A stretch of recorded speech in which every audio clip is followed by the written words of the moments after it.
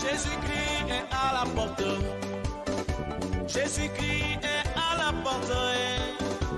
Mon Dieu est à la porte. Jésus-Christ revient bientôt. Jésus-Christ est à la porte. Sorcier, repens-toi. Adultère, change de billet. Hypocrite, repens-toi. Ma fête, change de billet. Mon Dieu est à la porte. Repens-toi avant qu'il ne vienne. Repens-toi, il est encore temps. Tu as encore le temps de te ressaisir. Jésus-Christ est à la porte. Laissez-moi vous révéler quelque chose. Hey! La Bible nous dit que Dieu a créé le monde en 6 jours. Et le 7e jour, il s'est reposé. Et lorsque nous comptons les années depuis Adam et Ève, en passant par des hommes comme Noé, Abraham, David, jusqu'à l'époque de Jésus-Christ de Nazareth, nous comptons 4000 ans. Et de l'époque de Jésus jusqu'à aujourd'hui, nous comptons 2000 ans. Cela fait un total de 6000 ans. Nous sommes alors dans le 7e millénaire. Et Dieu nous dit encore dans sa parole que 1000 ans à ses yeux sont égales à un jour. Nous pouvons conclure que ce millénaire correspond au 7e jour, le jour du repos, le jour du Seigneur. Alléluia. Dieu aura mis alors 6000 ans pour parler à l'humanité. 6000 ans pour que les hommes renoncent au péché. 6000 ans pour réconcilier l'humanité avec lui. 6000 ans de patience, 6000 ans d'attente. Croyez-moi, ce millénaire ne passera pas sans que Jésus ne revienne.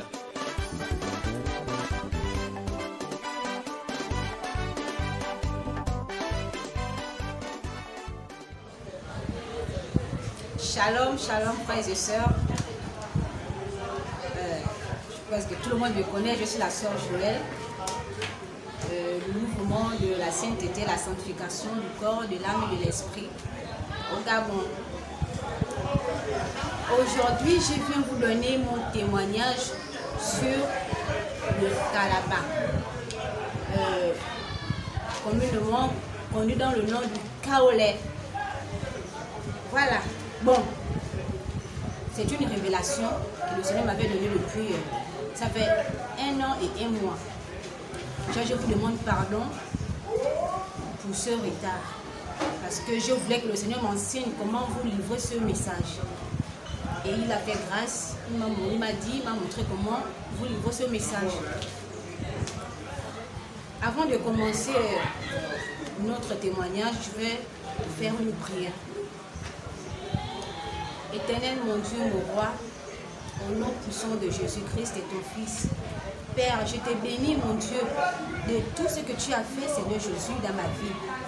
Je te bénis, Père éternel mon Dieu, pour le souffle de vie, pour la santé, la sécurité, Seigneur Jésus, surtout pour la délivrance, Père. Merci, Seigneur Jésus, pour tout ce que tu fais, Seigneur, tout autour de nous, Père.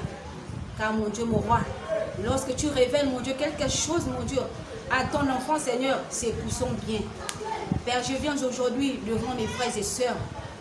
Seigneur, leur faire part de ce témoignage, Seigneur. Je prie, Père éternel, mon Dieu, que toute femme, Seigneur, qui mange, mon Dieu, mon roi, Seigneur, cette terre, Seigneur, qu'elle soit délivrée, Père éternel, mon Dieu, de la même manière que tu m'as délivré. Seigneur, prends le règne au contrôle de tout, Saint-Esprit. Touche les cœurs, mon Dieu, de toutes les personnes, Seigneur, qui écouteront, mon Dieu, ce témoignage. Que tu touches, mon Dieu, leur cœur, Seigneur. De la même manière, mon Dieu, que tu m'as révélé la vraie identité, Seigneur Jésus. Seigneur, de cette terre. Seigneur, que tu te révèles encore en eux, Seigneur. Je t'en supplie, Père. Manifeste-toi, Père. Purifie nos cœurs, nos âmes et nos esprits. Purifie, Seigneur Jésus, notre entendement spirituel, afin que ton nom soit glorifié. Je scelle ce temps de prière dans le sang puissant de Jésus-Christ. Et que toute la gloire, la majesté et la louange te soient données au nom de Jésus-Christ. Amen. Bon, je vais d'abord commencer. Je vais commencer sur le plan physique. J'ai commencé à manger le Kalaba quand j'avais attrapé la grossesse de ma première fille. Ça fait 9 ans aujourd'hui. 9 ans aujourd'hui, de 2011 à 2021. 9 ans. J'ai commencé à manger le kalaba et je ne pouvais pas m'en passer de cette terre. Je mangeais avec la première grossesse, c'était normal, l'enfant est sorti normalement. Et après l'accouchement, j'ai continué à manger le kalaba, le kaolin. Avec la deuxième grossesse, j'ai mangé le kalaba. Maintenant là, c'était tous les jours. J'ai mangé le kalaba avec la première grossesse, mais ce n'était pas comme avec la deuxième. Avec la deuxième, c'était tous les jours. Et avec ma deuxième grossesse, j'ai fait une fausse couche. Donc l'enfant est sorti à 8 mois. Ma deuxième fille est sortie à 8 mois. Et je ne savais pas que c'était à cause de la consommation du kalaba. Tout ça, moi j'ai trouvé ça normal. Parce que toutes les femmes aiment manger le kalaba.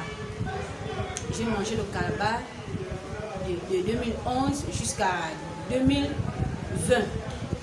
Voilà. Et lorsque j'étais dans le monde, quand j'ai mangé le kalaba, il y avait des choses qui se manifestaient en moi que j'ignorais. J'avais l'anémie. Quand je marchais, je pouvais marcher une bonne distance. Après, tout d'un coup, le vertige me prend. Et je m'arrête. Et lorsque je m'arrête, je me pose la question au fond de moi, mais pourquoi j'ai le vertige et pourtant je ne suis pas enceinte? Il y avait toujours une pensée qui venait à moi que c'est le kalaba que tu manges qui te fait ça. J'ai banalisé. Toujours en train de manger le kalaba. Et le kalaba provoquait une constipation chez moi. Généralement, le kalaba provoque la constipation chez toutes les personnes qui consomment cette terre, donc le kalaba. Maintenant, je pouvais faire une semaine sans aller au petit coin, donc aux toilettes. Pour que j'aille aux toilettes, me mettre à l'aise, il fallait que je prenne quelque chose pour provoquer la diarrhée, pour me faire couler le ventre. Donc c'était ça. Donc tout ça pour moi c'était normal. Donc je pouvais manger pour prendre cette chose-là qui me provoquait le coulement de ventre. Le kalaba c'est stocké à mon bas ventre.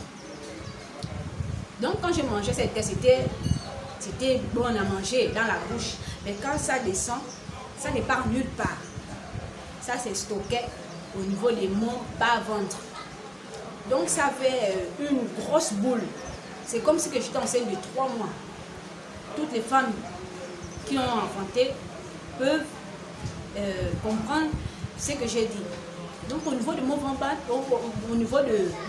ventre, j'avais une boule, une grosse boule. Quand je m'allongeais sur mon dos, je pouvais ressentir et toucher cette boule. Et la boule faisait comment? La boule marchait. Elle marchait et elle respirait. La boule respirait. Pour moi, c'était normal. Dans tout ça, c'était normal. J'ai continué à manger. Et un jour, j'ai décidé de ne plus manger le kalaba. Pendant 1 mois, j'ai décidé de ne plus manger le kalaba. Mais voilà encore, je reviens encore en train de croquer le kalaba. Et lorsque j'ai repris ça, oh mes frères et sœurs, je n'ai plus arrêté de croquer le kalaba. Croquer, ça devient comme une drogue pour moi. Je croquais le kalaba. Quand je finis de manger, forcément, je dois prendre ça. Je dois prendre le kalaba. Quand je suis en colère, je dois prendre le kalaba. En fait, avant de manger, mais je dois prendre. C'était une drogue. Le kalaba, c'est une drogue, frères et sœurs. Je n'étais pas différente de celui qui se drogue. Celui qui prend la drogue là. Et moi, on n'était pas différents. On était un comme ça. Parce que lui aussi, quand il ne prend pas la drogue, il ne se sent pas bien. Moi aussi, c'était la même chose. Quand je ne prends pas le kalaba, je ne me sens pas bien. Je me sens angoissée, je me sens bizarre. Et c'est comme ça que j'ai mangé le kalaba. Quand je crois que ça, oui, là, ça va. Le cœur est apaisé. Mais le kalaba avait des conséquences. Le kalaba avait des conséquences. Donc, ça m'a vraiment provoqué des choses. Et c'est le Seigneur qui m'a sorti de là. C'est le Seigneur qui m'a sorti de là. Et quand j'ai croqué le Kalaba, à quelques jours de ma période de femme, je dois avoir, il y avait toujours un retard de une semaine avant que même mon jour n'arrive. Donc la date peut passer et j'ai eu un retard d'une semaine. Moi, j'ai pensé que c'était la grossesse ou un retard. Entre-temps, c'était des maladies, un fibrome. Le Kalaba provoque des fibromes, ça provoque beaucoup de choses, frères et sœurs.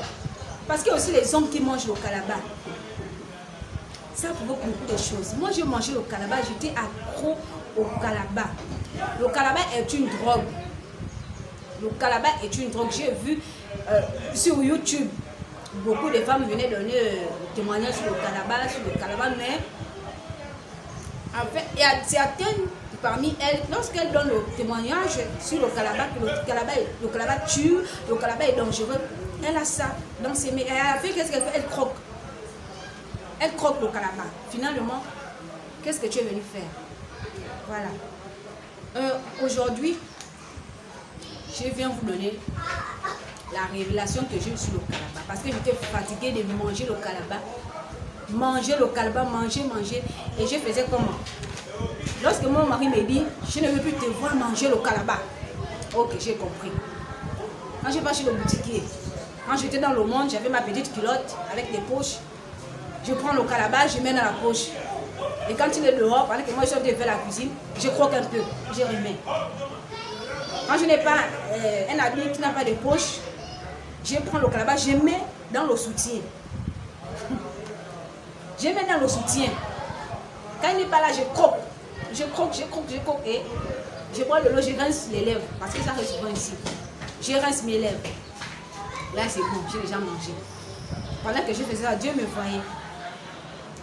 Et à la maison, comme je n'étais plus libre de manger le Kalaba, je prenais ça au travail. Donc, je prenais deux ou trois grosses boules de 300. 300 francs, donc 100 fois 100 francs, 300. J'ai cassé ça petit. Et puis, ça formait un gros sachet comme ça. Pour moi, là, c'est bon. Mon mari n'est pas là, il ne peut plus me contrôler. Je suis dans mon lieu de travail. Donc, chacun est dans son lieu de travail. Quand j'arrive au travail, je croque seulement, même si je ne croque plus ça à la maison. Mais au travail, je sais que j'ai ça. Ça m'attend au travail. Je prenais ça, je croque. Avant de commencer le travail, je croque. Je me baladais avec dans la blouse. Quand je vais en village, je balance la main, je croque. Je croque. Obsédé du Kalaba. Regardez là où le Kalaba nous amène.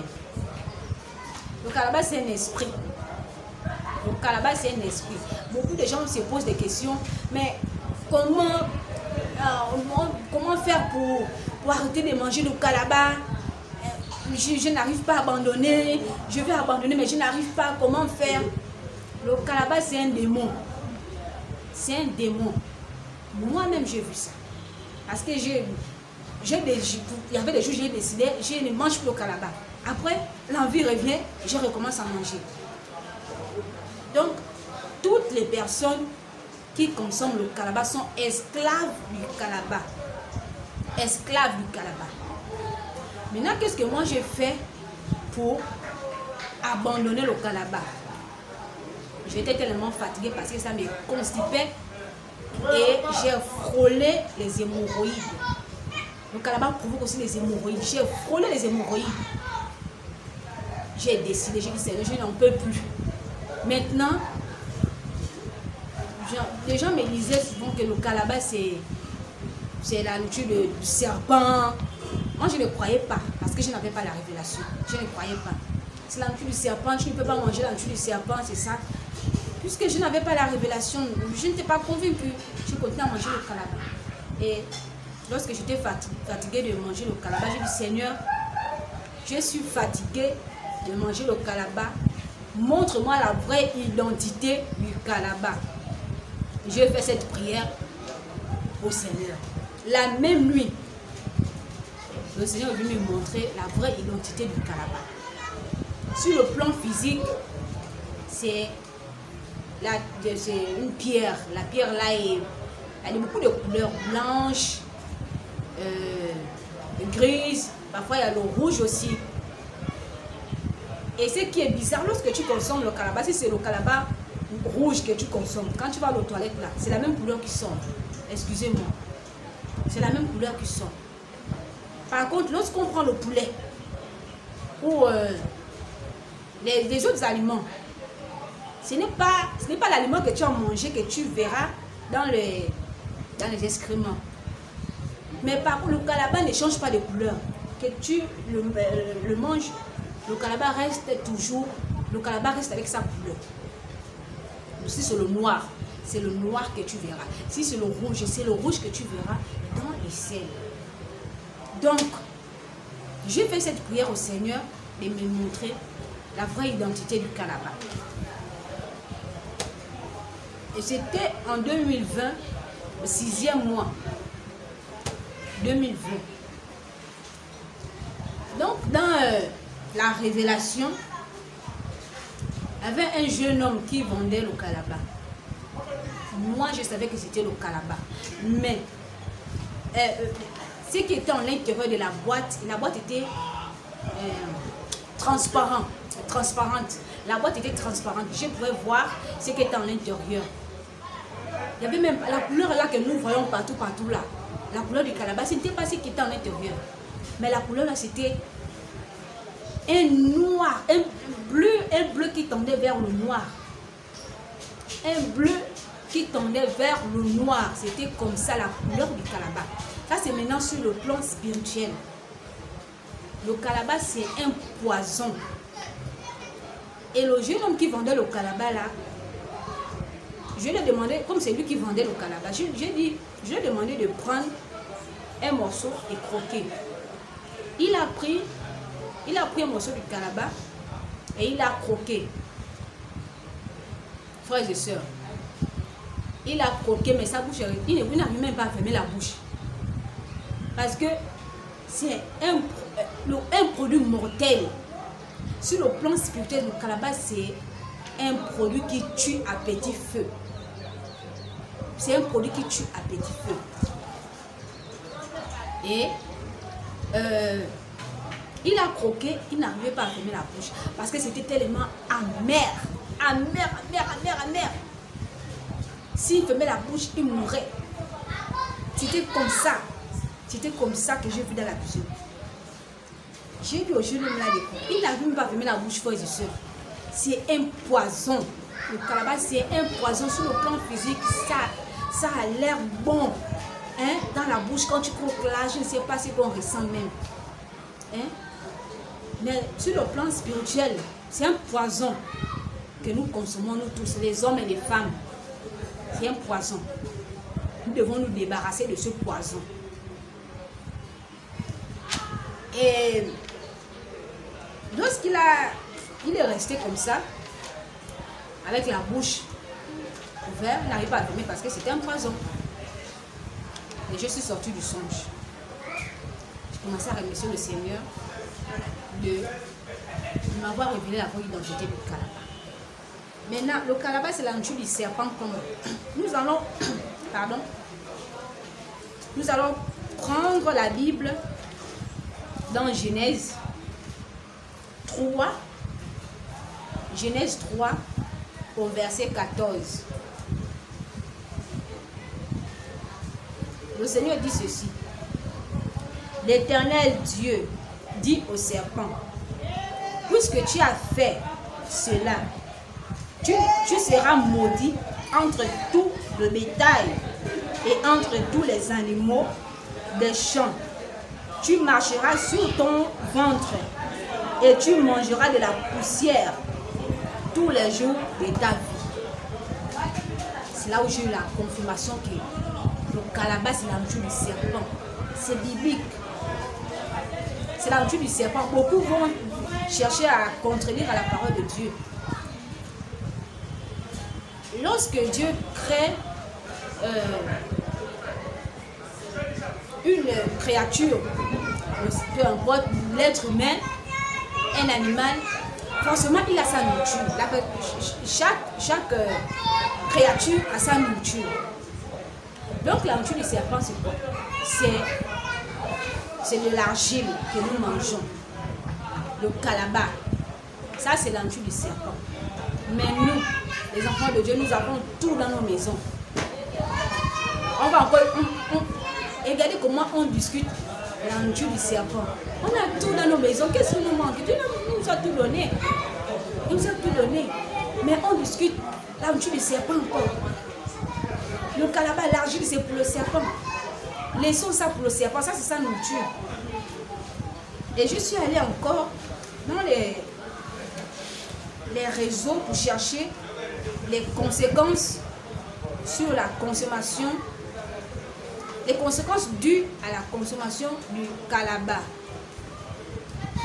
Frères et sœurs, regardez ce que la science nous donne ici. Les conséquences dues à la consommation du calabat, encore appelé kaolin. Premièrement, le calabat donne l'anémie. Deuxième point, le calabat réduit l'absorption du fer au niveau de l'intestin. Le calabat provoque les fausses couches chez les femmes enceintes et chez les femmes qui n'ont pas encore affronté ou après l'affrontement. Le calabat provoque la stérilité. Parce que lorsqu'on consomme cette terre, pour les femmes, ça se stocke au niveau des trompes. Donc ça bouche les trompes. Ça bouche les trompes. Donc ça peut provoquer la stérilité. Ça peut provoquer les fibromes. Ça peut provoquer encore les myomes. Le calabat provoque beaucoup de maladies. Le calabat provoque encore la modification de la digestion au niveau de l'intestin du transit.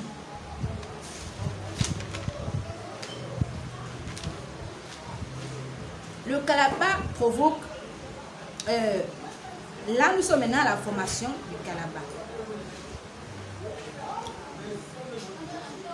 La formation des calculs, donc les petits cailloux au niveau des reins. Les petits cailloux au niveau des reins, les calculs. Le calabat provoque des calculs au niveau des reins parce que ça tire l'eau. L'eau qui permet de filtrer les reins. Donc le calabat vient absorber toute cette eau-là. Et ça provoque des calculs au niveau du rein. Entre parenthèses, insuffisance rénale. Le calabat est utilisé dans la fabrication du ciment. Frères et sœurs, le calabat est utilisé dans la fabrication du ciment. Regardez ce que nous mangeons. Le ciment, on mange le ciment. Et du céramique. Donc, la céramique, c'est quoi? La céramique est utilisée pour fabriquer des assiettes cassables, tout ce qui est cassable, même les carreaux. On utilise le calabat pour fabriquer toutes ces choses. Les carreaux, les assiettes cassables, il y a beaucoup de choses. Vous pouvez aller taper sur internet pour demander comment on fabrique toutes ces choses. On va vous donner. Vous aurez des réponses. Le calabat encore est utilisé pour fabriquer du plâtre. Lorsque quelqu'un se casse le bras, donc il y a beaucoup de produits qui mélangent pour trouver la solution, fabriquer le plâtre. Le calabat ne manque pas, il est toujours dedans. Le calabat est utilisé les assiettes cassables et les carreaux, les maisons, du plâtre, des granules, dans les revêtements des toitures. Donc, lorsqu'on parle du ciment, le calabat ne manque pas. Le calabat ne manque pas. Frères et sœurs, regardez ce que nous mangeons. On mange des choses terribles. On mange des choses. Cette terre-là, c'est vraiment une terre maudite, quoi. Regardez, on prend le calabat pour fabriquer le ciment. Comment quelqu'un va manger ciment? On prend le calabat pour fabriquer le plâtre, pour fabriquer beaucoup de choses. Et on prend plaisir à manger cette terre. Ce n'est pas bon. Arrêtons. À partir d'aujourd'hui, arrêtons.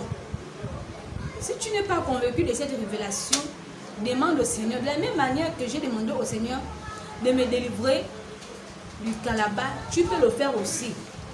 Rien n'est impossible à Dieu. Rien n'est impossible à Dieu. Et il y a souvent d'autres femmes qui crient: je n'arrive pas à abandonner le calabat, j'aime le calabat, je vais abandonner. Mais comment je peux faire pour abandonner le calabat? Frères et sœurs, d'abord le calabat, quand tu es fatigué de manger le calabat, va auprès du Seigneur. Lorsque tu es fatigué de vivre une situation qui ne te plaît pas, c'est à Dieu que nous devons faire recours. C'est à Dieu. Donc, pour toutes les femmes qui n'arrivent pas à abandonner le calabat, et pour celles-là qui veulent abandonner, je vous demande d'aller auprès du Seigneur. Que le Seigneur vous délivre de cette terre maudite. C'est une terre maudite. On ne peut pas manger une terre dure. Et lorsqu'on part au petit coin, c'est la même terre qui sort. Oh frères et sœurs, que le Seigneur nous délivre de toutes ces choses. Abandonnons de manger le calabat. Abandonnons. Le calabat cause beaucoup de maladies. Le calabat pose pour les femmes qui cherchent les enfants. Le calabat provoque la stérilité. Le calabat provoque la stérilité. Les hémorroïdes. L'insuffisance rénale. Donc si tu n'es pas convaincu de cette révélation, va auprès du Seigneur, tu fléchis les genoux afin qu'il vienne t'aider. De la même manière qu'il m'a révélé la vraie identité du calabat, il peut aussi faire la même chose avec toi. Il peut faire la même chose. Je vous en supplie, abandonnez le calabat. Abandonnez le calabat, c'est pour le serpent. C'est la nourriture du serpent. Arrêtons de discuter la nourriture du serpent. C'est pour lui. Et puis, une autre chose. Comment je peux dire ça? Voilà, je disais tantôt que le calabat, c'est la nourriture du serpent. Un esprit de séduction. Un esprit de séduction. La marque de Satan. Donc, Satan utilise le serpent pour marquer ses adeptes. Donc, si tu te sens attiré par cette terre, dis-toi que tu as un esprit de séduction en toi. Tu mérites une délivrance. Tu dois abandonner et demander le secours au Seigneur. Parce que si je ne souhaite pas, sœur, je ne souhaite pas, l'un de moi, si l'une d'entre nous meurt dans cet état en courant le calabat, parce que tu es sans la délivrance, tu es déjà marqué. Tu as la marque de Satan en toi. Et lorsque la personne sera devant le trône du Seigneur, Satan viendra te réclamer parce que tu as mangé sa nourriture et tu t'es fait marquer. Et tu t'es fait marquer. Donc, tout ce qui séduit la femme, tout ce qui séduit l'être humain, vient de Satan. Et Satan utilise quoi? Le serpent. Parce que c'est le serpent qui avait séduit Ève dans le jardin. C'est le serpent que Satan a pris pour séduire l'homme. Et jusqu'à aujourd'hui, Satan continue à séduire l'homme par le serpent. s'il vous plaît, vous qui mangez la terre là, arrêtez. Arrêtez. Et puis je veux conseiller à mes soeurs qui donnent souvent des témoignages, sur le Kalaba. Le Kalaba a failli me tuer. Le Kalaba m'a fait avorter d'une manière involontaire. Lorsque tu veux donner un témoignage pour édifier tes soeurs, soyons sérieuses dans nos témoignages. Parce que j'ai regardé une vidéo, une maman, elle est venue donner son témoignage sur le Kalaba. Le Kalaba a failli me tuer, le Kalaba. Et à la fin, qu'est-ce qu'elle a fait? Elle avait le Kalaba en elle. Elle a croqué le Kalaba à la fin. Elle a croqué. Donc, c'est-à-dire que dans son témoignage, elle-même, son témoignage n'encourage pas les autres d'abandonner le Kalaba, puisqu'elle-même, elle continue à manger. C'est-à-dire qu'elle n'a pas arrêté de manger. Lorsqu'on arrête quelque chose, on arrête définitivement et on est la chose. Tu dois haïr cette chose parce que la chose qui peut t'entraîner à la mort, tu dois l'haïr. De la même manière qu'on hait le mensonge ou on hait quelque chose qui est contraire à la parole de Dieu, on doit haïr le Kalaba. Le Kalaba, c'est un poison mortel qui tue à petit feu. Donc, débarrassons-nous de ces choses. Beaucoup de femmes aujourd'hui sont devenues esclaves du Kalaba. Avant, les gens ne consommaient pas le Kalaba comme aujourd'hui. Regardons un peu dans le marché. Le Kalaba, jusqu'à 25, il y a le Kalaba de 25. Regardez comment Satan expose ce produit, sa nourriture pour attirer les gens vers lui. Jusqu'à 25 francs, on va vendre le Kalaba jusqu'à 25 francs. Et ce produit, les gens qui vont dire que le produit est devenu cher. Faisons très attention avec ce que le diable nous présente. Satan ne fait rien sans rien. Il sait que quand l'être humain va manger ma nourriture, et le jour du jugement, j'irai les réclamer devant leur créateur, devant leur père, parce qu'ils ont mangé ma nourriture. Le Kalaba, c'est pour le serpent. Abandonnons le Kalaba. Ce n'est pas une bonne chose. Moi-même, c'est le Seigneur qui m'a délivré de tout ce que j'en voulais. Une grosse boule comme ça dans mon ventre qui marchait. La boule respirait. La boule respirait. Mais le jour que j'avais pris la décision d'abandonner le Kalaba, la boule a disparu. C'est peut-être après 5 mois que j'ai remarqué que la boule a disparu. Hein? Après 5 mois. Rien ne marche dans mon ventre. Il n'y a plus rien qui marche dans mon ventre. Il n'y a plus rien qui respire dans mon ventre. Regardez un peu. Si je continue à manger le Kalaba, forcément je devais avoir un kyste parce que ça provoque le kyste. Tu vas avoir un kyste et passer par bloc opératoire pour m'enlever ça. Et toutes les femmes, j'ai croisé les femmes qui ont mangé le Kalaba qui sont passées par bloc opératoire ou par nettoyage des trompes. Elles disent que lorsque ces docteurs-là vous nettoient les trompes, c'est à sec, pas d'anesthésie. Tu dois ressentir la douleur. Oh, ma soeur, arrête de manger le Kalaba. Ils font ça à sec. Ils retirent ça avec pas d'anesthésie. Donc, ils nettoient les trompes là. La douleur que tu ressens, elles disent que là, tu peux même mourir. Tu as envie de mourir, mais tu ne meurs pas. Regardez un peu. Par contre, si on veut nous soigner d'une maladie, on peut d'abord nous donner quelque chose. Hein? Le palu. Les comprimés, on peut boire. On peut boire les comprimés. Pour celles-là qui passent par césarienne, l'anesthésie.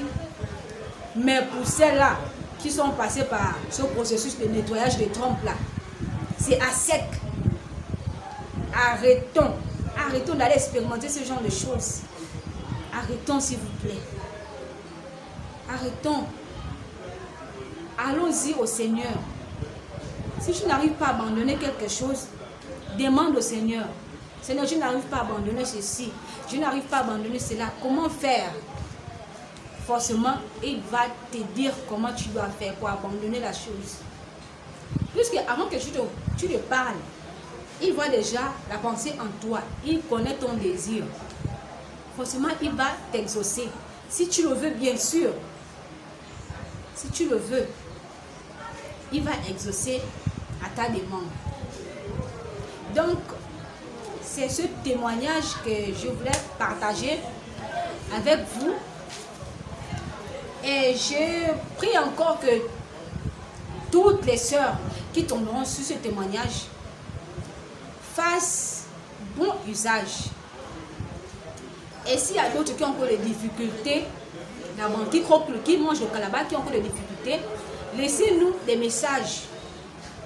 Laissez-nous des messages. Nous ne sommes pas des médecins, mais on a le Seigneur. On a le Seigneur. On va vous orienter selon l'inspiration du Saint-Esprit. Laissez les messages, laissez les commentaires et soyez courtois dans vos commentaires. Soyez gentils dans vos commentaires. Soyez humbles dans vos commentaires. Et si vous avez aussi des expériences, venez aussi les partager avec nous dans les commentaires. Nous sommes là pour nous édifier. Si quelqu'un a reçu quelque chose de la part du Seigneur, que cette personne vienne partager la chose avec nous. Et si nous recevons aussi quelque chose de la part du Seigneur, nous venons aussi partager avec vous. Lorsqu'on se dit qu'on est chrétien, on doit travailler ensemble. On doit rester unis en esprit, peu importe de l'endroit là où tu es. Tu peux être en Europe, moi je suis au Gabon. Mais lorsque nous sommes unis en esprit, il y aura des choses qui vont se passer. Ce n'est pas la distance qui empêche au Seigneur de travailler. D'abord, le travail avec le Seigneur, on n'a pas besoin de mettre des barrières. Il n'y a pas de frontières. Il n'y a pas de frontières. Donc, laissez des commentaires. S'il y a des gens qui ont des difficultés d'abandonner cette œuvre, faites-nous savoir et nous allons partager les pensées ensemble selon